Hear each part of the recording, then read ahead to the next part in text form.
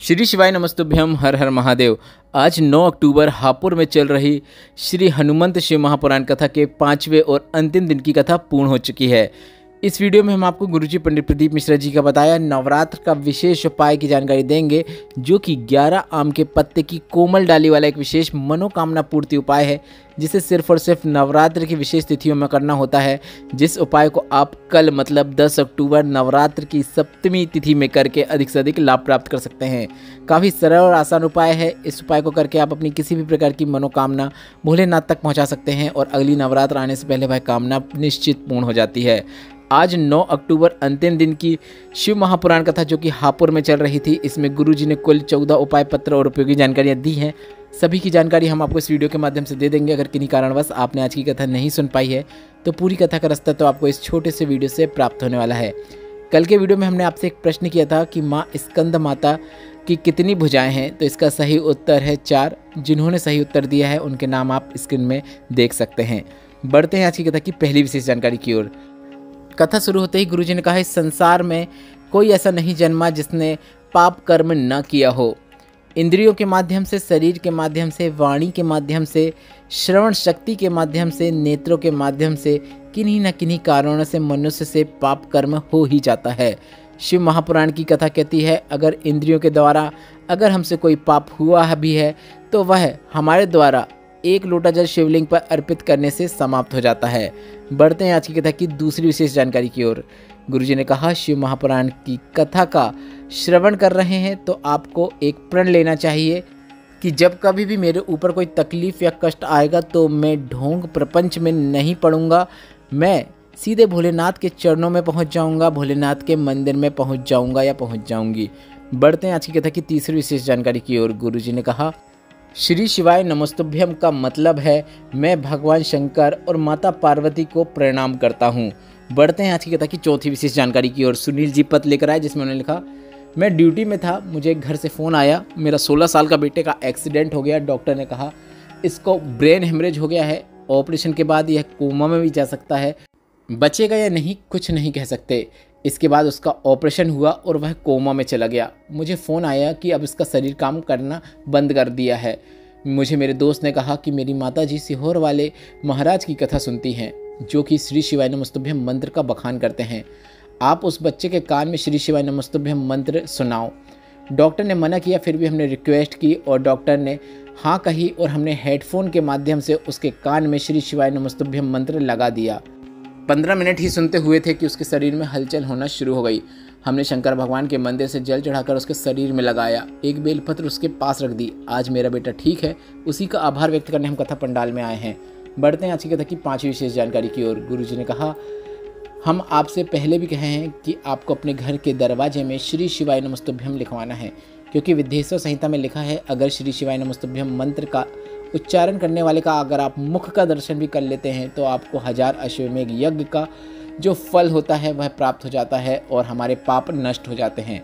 और जब कभी आपके घर के दरवाजे में कोई आएगा वह मंत्र पढ़ेगा और उसका लाभ आपको ही मिलने वाला है।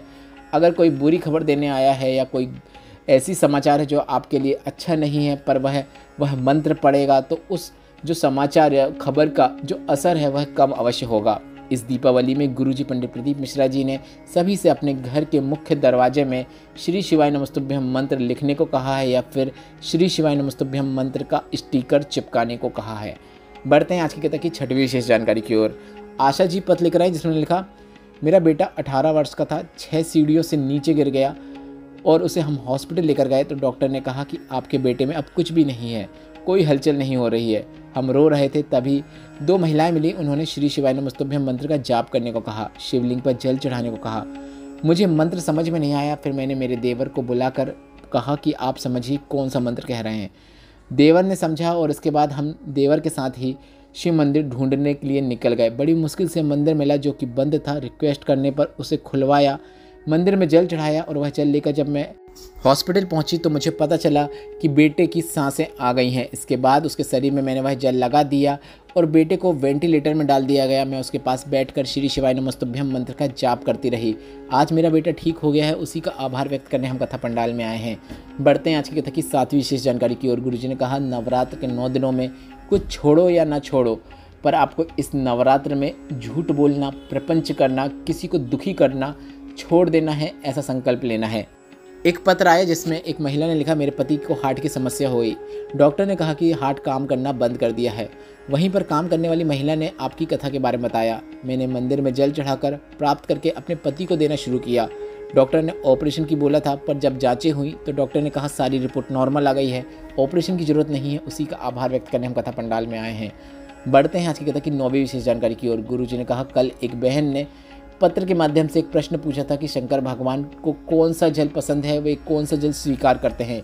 क्या गंगा का जल स्वीकार करते हैं, क्या नर्मदा का जल स्वीकार करते हैं, क्या नदी का जल स्वीकार करते हैं, क्या कुएं का जल स्वीकार करते हैं, क्या बावड़ी का जल स्वीकार करते हैं, क्या सरोवर का जल स्वीकार करते हैं, क्या मानसरोवर का जल स्वीकार करते हैं। कौन सा जल शंकर भगवान को प्रिय है। तो इस पर गुरुजी ने कहा, शिव महापुराण की कथा कहती है शंकर को भाव का जल प्रिय है। निर्मल भाव से अर्पित किया कोई भी जल भोलेनाथ स्वीकार कर लेते हैं। बढ़ते हैं आज की कथा की 10वीं विशेष जानकारी की ओर। गुरुजी ने कहा, 2 चीज़ें आपको ध्यान रखनी है, घर का भोजन, घर का भजन। यह दोनों साधारण नहीं है। आप अपने घर में जितना भी भोजन मिल रहा है उसे पर्याप्त है, उसे खुशी खुशी प्राप्त कीजिए। घर में जब हम भोजन करते हैं, पूरे परिवार के साथ बैठकर जब हम भोजन करते हैं, तो हम हमारे मन की बात सबके सामने प्रकट करते हैं। और हम जब घर में जितनी भी भक्ति हम कर पा रहे हैं उसका बहुत अधिक महत्व होता है। घर में जहाँ पर भी बैठकर हम भगवान का भजन कर रहे हैं या फिर मंदिर में बैठकर कर रहे हैं, घर हो या मंदिर, अगर हम भगवान का नाम जाप कर रहे हैं, मंत्र जाप कर रहे हैं, भजन कर रहे हैं, तो वहाँ पर भगवान स्वयं आकर बैठ जाते हैं। बढ़ते हैं आज की कथा की 11वीं विशेष जानकारी की ओर। आरती सिंह जी पत्र लेकर आए जिसमें उन्होंने लिखा, 17 साल हो गए थे, औलाद नहीं थी। आपकी कथा 2.5 साल से सुनना शुरू किया है। बाबा की कृपा से मुझे पुत्र रत्न की प्राप्ति हुई है। अपने बेटे को लेकर यहाँ कथा पंडाल में आई हूँ। हमारा एक केस चल रहा था जो कि 25 साल से प्लॉट का केस था। इसी पंडाल में मैंने कामना की, रज को लगाकर घर चली गई। बाबा की कृपा से 25 साल पुराना प्लॉट मुझे मिल गया है। उसी का आभार व्यक्त करने हम कथा पंडाल में आए हैं।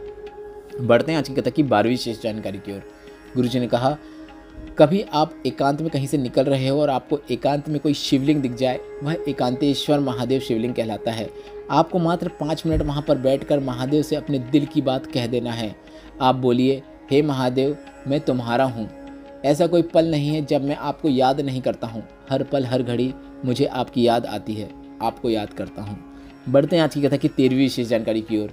प्रियंका शर्मा जी पत्र लेकर आई जिसमें लिखा, मेरी शादी के कई वर्ष निकल गए थे, संतान सुख नहीं था। हर जगह इलाज कराया पर संतान सुख नहीं था।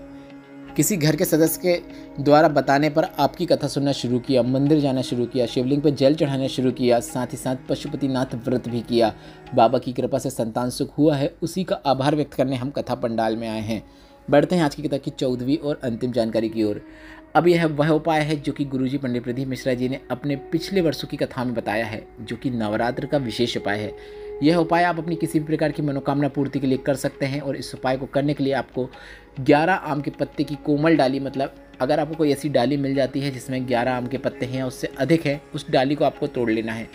अगर ऐसी डाली नहीं भी मिल रही है तो आपको निराश नहीं होना है। 11 आम के पत्ते आपको ले लेना है और आपको थोड़ा सा शहद की आवश्यकता होगी।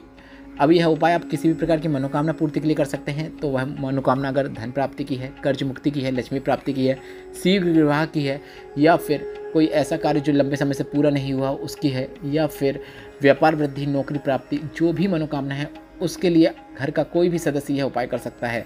और अपने किसी परिवारजन के लिए भी आप यह उपाय उसका नाम और गोत्र बोलते हुए कर सकते हैं। आपको 11 आम के पत्ते लेना है और 11 आम के पत्ते को आपको कच्चे सूत का उपयोग करते हुए लपेट लेना है। 11 आम के पत्ते एक के ऊपर एक रखें, उसे कच्चे सूत का उपयोग करते हुए लपेट लें। आम के पत्तों की डंडी जो होती है, आम के पत्तों की डंडी में आपको शहद लगा देना है। इसके बाद अपनी कामना करते हुए इसे आपको शिवलिंग में जो माता अशोक सुंदरी का स्थान होता है वहाँ पे अर्पित कर देना है।